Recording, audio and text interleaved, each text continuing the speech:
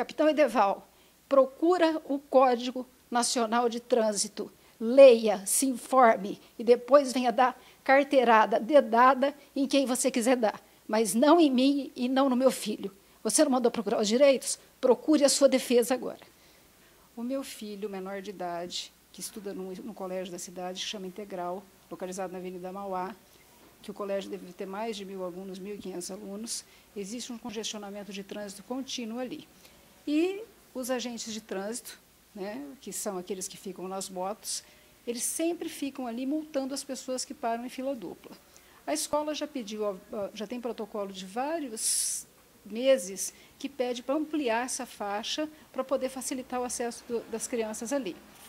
O CETRAN encaminhou na escola 2 agentes fiscais, mas parece que mais uma orientadora, para avisar as crianças, para falar para os pais como procederem com relação ao trânsito, para não criar esse tumulto. E ele viu a moto estacionada, como tem nas fotos aqui que eu vou te apresentar, em cima do canteiro central. Essas motos estavam estacionadas em cima do canteiro central e ele foi fotografar.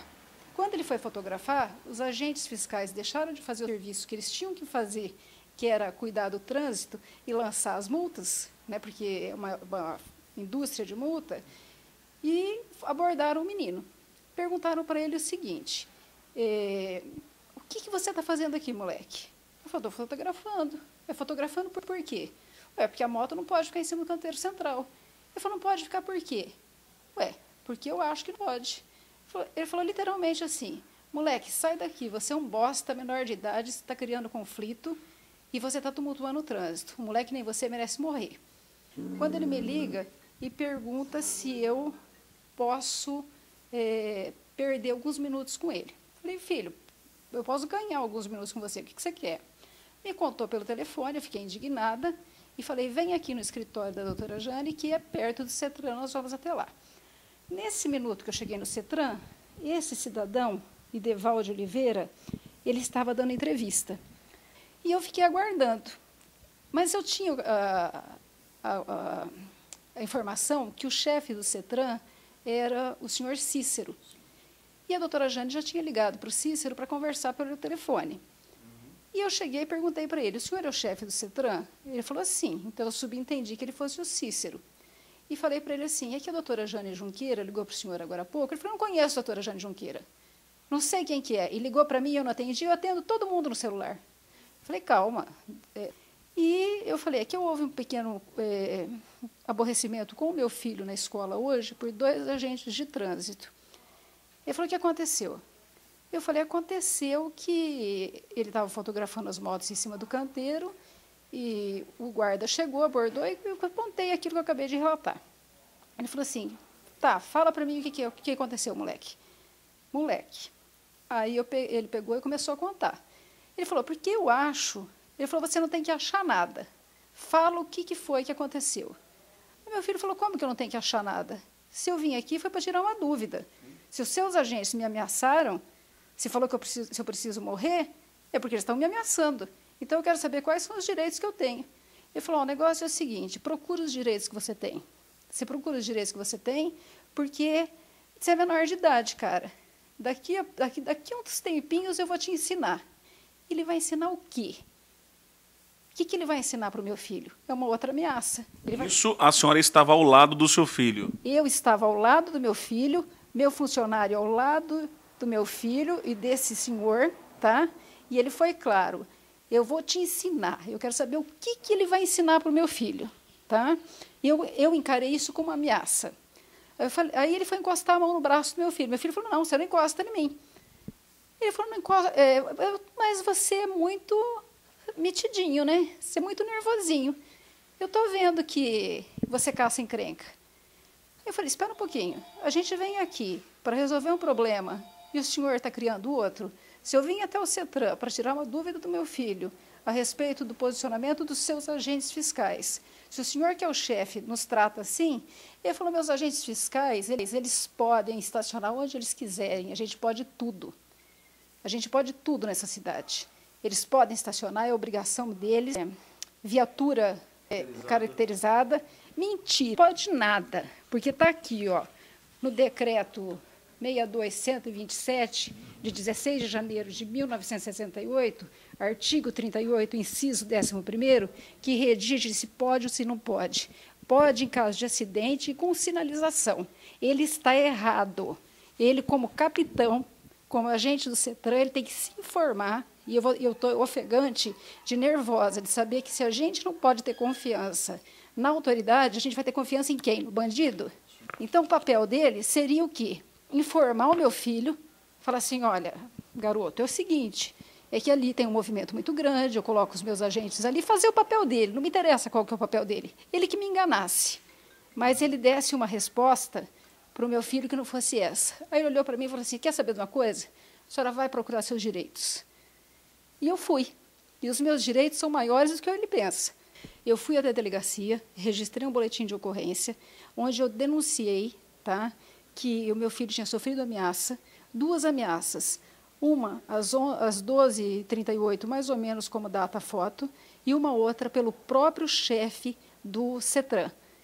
Porque quando ele disse que ele vai acertar o meu filho daqui a algum tempo, eu quero saber como que ele vai acertar.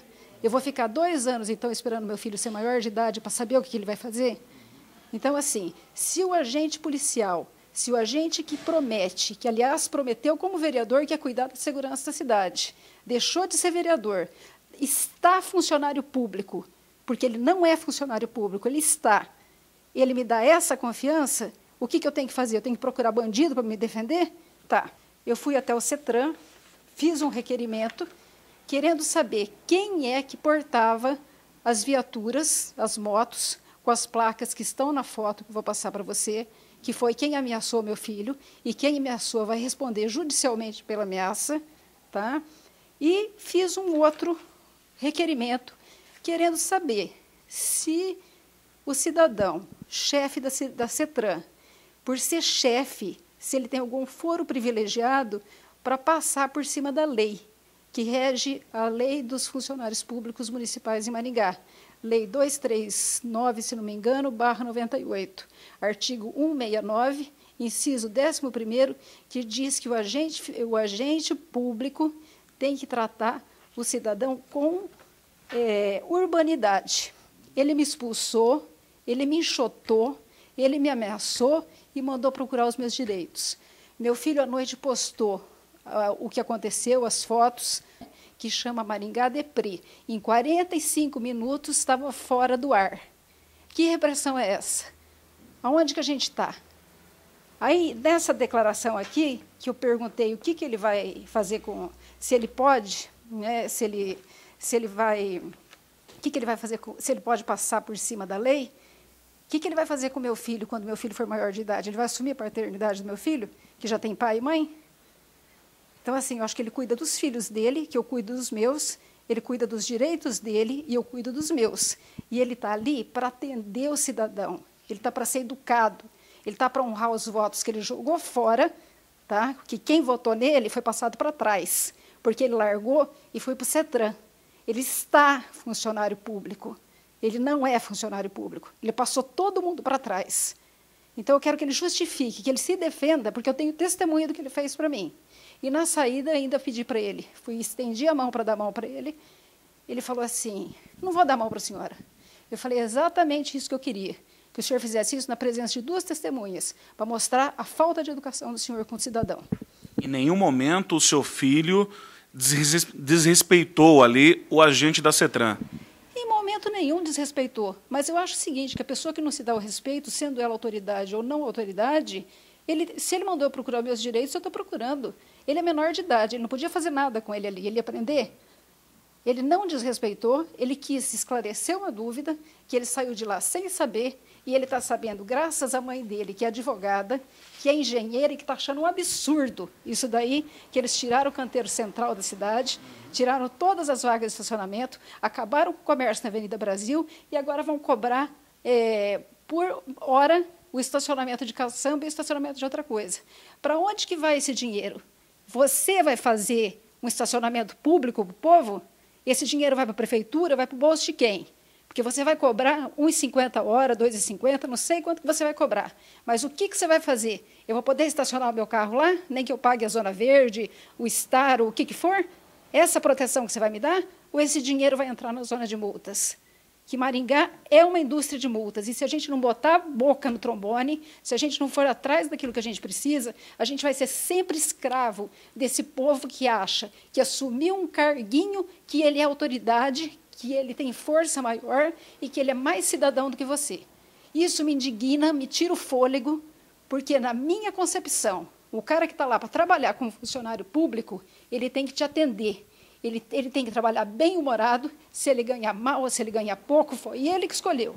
Deixou de ser vereador porque quis deixar, porque quis deixar o povo ser passado para trás.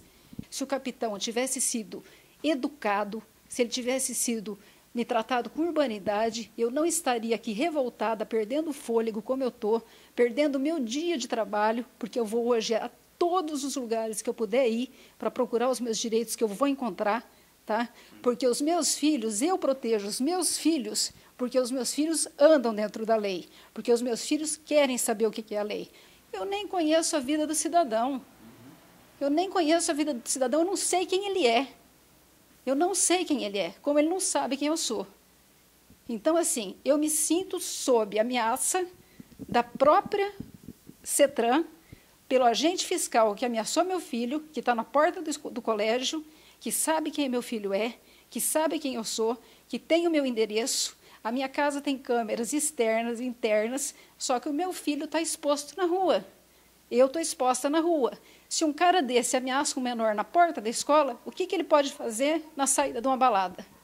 Que preparo que uma pessoa dessa tem? Então, eu me sinto ameaçada. Onde está a segurança do cidadão? Já encontrei que a lei ele não sabe, né? E mais uma coisa, eu consultei um major, que, ao meu entendimento, deve ser um pouquinho mais do que um capitão aposentado. Nós vamos investigar agora todos os lugares que as motos estiverem paradas em cima da calçada, em cima da faixa, em todos os lugares eu vou fazer um dossiê contra o CETRAN.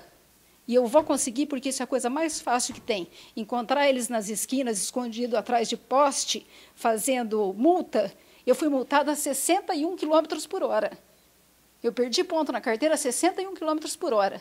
Isso é ou não é um absurdo? Esse equipamento realmente ele está ferido? Então, assim, o que virou isso? Virou uma bagunça? O agente fiscal agora ele tem poder de polícia, ele tem poder de tudo, ele manda teu filho calar a boca, daqui uns dias ele dá um soco no menino no meio da rua, ele dá um tiro. Quem que é esse cara? Foi feita uma análise dele? Ele passou por um exame psicológico adequado? Despreparo total.